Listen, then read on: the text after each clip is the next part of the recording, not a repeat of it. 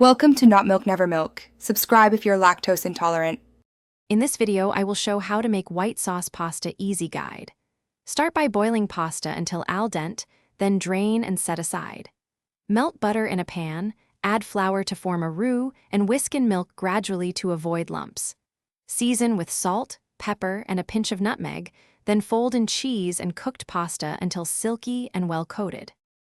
Begin with an even heat and melt butter, then stir in flour until it bubbles but does not brown. Slowly stream in cold milk while whisking to achieve a lump-free texture, then reduce heat and simmer gently until the sauce thickens enough to coat a spoon. Add grated cheese last so it melts smoothly, and taste for salt, pepper, and a hint of nutmeg for depth. If you enjoy this guide, please subscribe and like. It really helps the channel grow. Quick recommendation: the meal prep containers you see here make storing leftover pasta simple and spill-free, perfect for weekday lunches.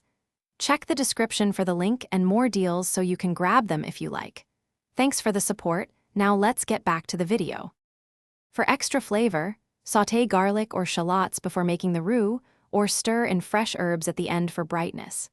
Toss in steamed broccoli, mushrooms, or shredded chicken to turn this into a complete dish that feeds a family. Substitute cheeses to tweak creaminess and saltiness, and finish with cracked black pepper and a little lemon zest if you want a lively contrast to the rich sauce. Thanks for watching. If this was helpful, leave a like and consider subscribing. See you next time.